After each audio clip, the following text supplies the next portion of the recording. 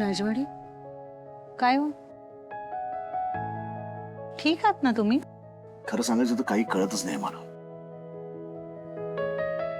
प्रचंड धक्का बसलाय मला. म्हणजे मी स्वप्नात सुद्धा असा विचार केला नव्हता की माझ्या बहिणीच्या बाबतीत ही अशी गोष्ट मला बघायला लागेल, अशी वेळ येईल तिच्यावर. आशिष असं का वागला असेल? म्हणजे अजूनही माझा विश्वासच बसत नाही जे घडलं त्याच्यावर. राजवाडे, हे सगळं खूप गंभीर आहे आणि आपल्याला अगदी खोलात जाऊन याची चौकशी करावी लागणार. चौकशी? हो, म्हणजे अर्पिता ताईंशी बोलायला हवं. आता मी बोलले असते, पण तुम्हाला माहिती आहे त्या माझ्याशी मोकळेपणाने नाही बोलणार. पण तुम्ही मोठे भाऊ या नात्याने त्यांच्याशी बोलू शकता, ते ऐकतील तुमचं. इनफॅक्ट आशिष ते त्यांच्या मिस्टरांशी सुद्धा तुम्ही बोललं पाहिजे. म्हणजे माझं मन सांगताय काहीतरी गडबड आहे. कारण एरवी इतका शांत असणारा माणूस हा असा अचानक एवढं नाही रिॲक्ट करणार.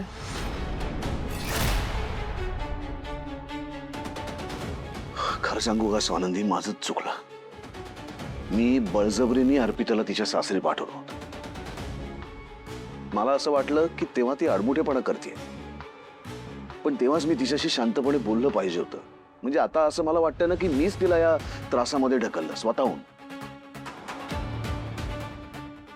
एक मिनिट, तुम्ही प्लीज स्वतःला दोष नका देऊ. असा कसा नको देऊ? अहो, आपल्याला त्या त्या परिस्थितीमध्ये जे योग्य वाटतं तेच आपण वागत असतो. हो, पण कदाचित त्यावेळेस असंच काहीतरी चालू असेल ना तिच्या घरामध्ये. म्हणजे मी हा विचारच नाही केला, म्हणून कदाचित ती सारखी बाहेर येत असेल, बरं वाटत असेल तिला इथे. आणि मी असं गृहीत धरलं की अर्पिताला तिच्या सासरी कुठलीही जबाबदारी घ्यायची नाहीये, म्हणून ती सतत माहेरी येते. खरंच मला असं वाटतं की आता माझंच चुकलंय. माझी बहीण अशी ढसाढसा रडत होती माझ्यासमोर. म्हणजे आशिष असं वागेल असं मी कधी कल्पनाही केली नव्हती. मी पण. आणि म्हणूनच मी तुम्हाला सांगते की त्या दोघांशी बोला. त्याशिवाय काय झालंय हे नाही कळणार आहे आपल्याला.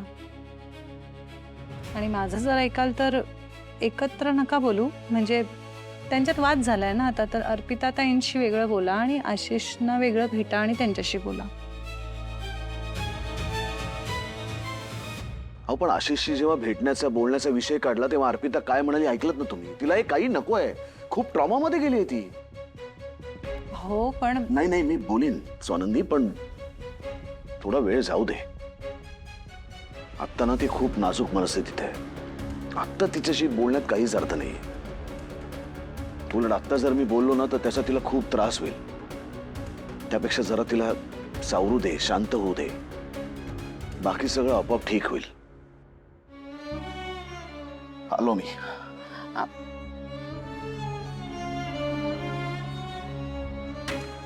तुम्हाला वाटतंय तितकं साधं प्रकरण नाहीये हे राजवाडे.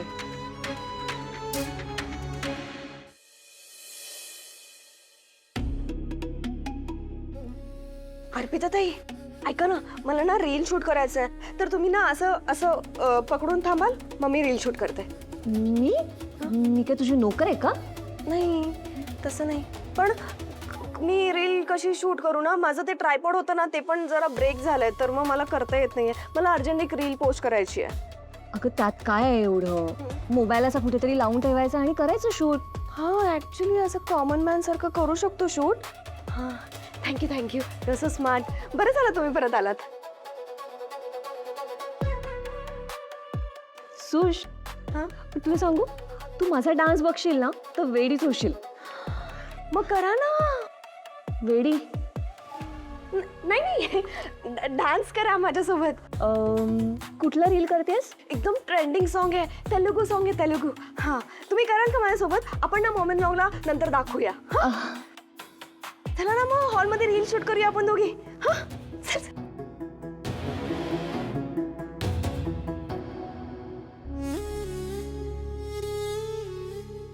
आत्ता कुठे रोहन आणि अधिराचं भांडण मिटलं होतं, मग मध्येच या अर्पिता ताईंच्या आयुष्यात काय वादळ उठलंय? मुळात त्यांनी काल त्या आशिषना दटावलं काय? माझं लक्ष होतं.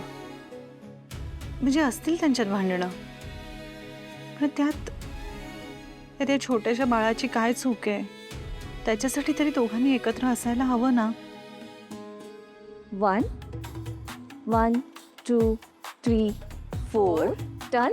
टर्न 1 1 2 2 3 4 टर्न टर्न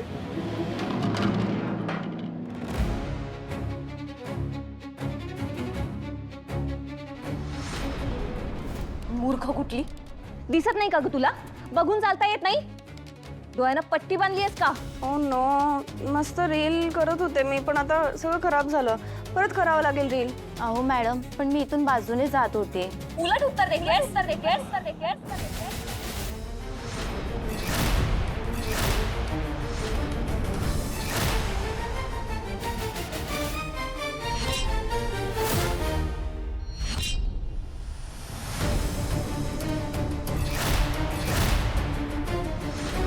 हात नाही उगारायचा हा.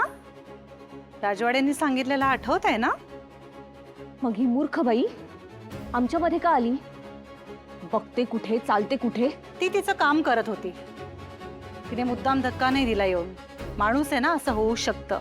हे दरवेळी असं माझ्याच बाबतीत कसं होतं दरवेळी असं काही तुमच्या बाबतीत झाल्यावर टोकच का गाठायचं असतं तुम्हाला? आणि मुळात तुम्ही हे असं काहीतरी वागता ना, त्यामुळे तुमच्या आजूबाजूला वावरताना माणसं मुळात घाबरलेली असतात, नर्वस असतात. ओके म्हणजे माझंच चुकलं असे तुला नेहमी माझंच चुकलेलं दिसतं हो ना तिच्यावर हात उगारणं हे चूकच होतं. आणि मुळात हात उगारावात एवढं काही झालेलंही नव्हतं. काय झालं होतं? धक्का लागला, हातातली वस्तू पडली. हे कुणाकडनंही होऊ शकतं, तुमच्याकडनंही होऊ शकतं. अर्पिता ताई जाऊ दे ना तुम्ही मूड नका खराब करू हा आपण एक काम करूया तिकडे जाऊन करूया हा चलो आपण दुसरा व्हिडिओ करूया या कम कम कम इथे करूया हा? बरी आहेस तू? 1 2 3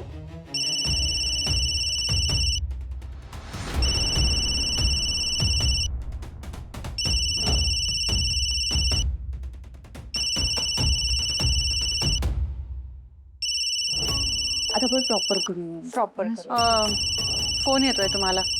अहो आशिष भाऊजींचा फोन आहे. अरे यार ताई आम्ही रील करतोय ना तू काय डिस्टर्ब करते का सारखं सारखं हो माहितीये मला, पण त्या रीलपेक्षा महत्वाचं आहे हे.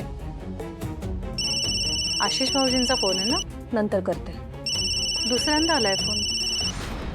घ्या. मला आता नाही बोलायचंय मी नंतर करते ते जर परत परत फोन करतायत ह्याचा अर्थ काहीतरी काम असेल ना?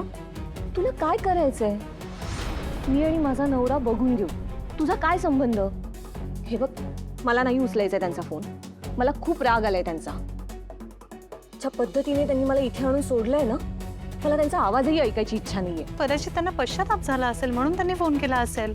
हे बघ त्या माणसाला पश्चाताप कधीच होणार नाही खूप इगोइस्टिक माणूस आहे तो तरी पण मी त्यांच्याबरोबर संसार करते बघितलंच ना स्वतःच्या डोळ्यांनी किती भांडले ते माझ्यासोबत एवढं सगळं होऊन सुद्धा मी त्यांच्याबरोबर घरी जाण्याची तयारी दाखवली तरी सुद्धा ते मला घेऊन नाही गेले आणि आत्ता एवढे फोन करतायत ना म्हणजे त्यांना परत भांडायचं असणार काहीतरी बडबड करायची असणार त्यांची ना ही सवयच आहे एकदाच भांडून विषय संपवत नाही सतत काहीतरी ना थोडं थोडं थोडं थोडं काढतात आणि सतत भांडत राहतात तरी एकदा बोलून बघा ना. हे बघा ते जर का काही उलट सुलट बोलले तर फोन ठेवणं आपल्या हातात आहे की नाही? खरंच बोला एकदा. स्वानंदी तुझा प्रॉब्लेम काय मी खुश आहे आनंदात आहे हे बघवत नाहीये का तुला अगं तू का मला त्यांच्याशी बोलायला लावतेस मला ना त्या सगळ्या ड्रामामधून बाहेर पडायचंय तू मला परत त्यातच ढकलतेस बरं ठीक आहे, मग मी बोलू का त्यांच्याशी एकदा? नाही मला त्यांच्याशी कोणीही बोलायला नको शी बाबा असं का मूड खराब झाला माझा रील करायचा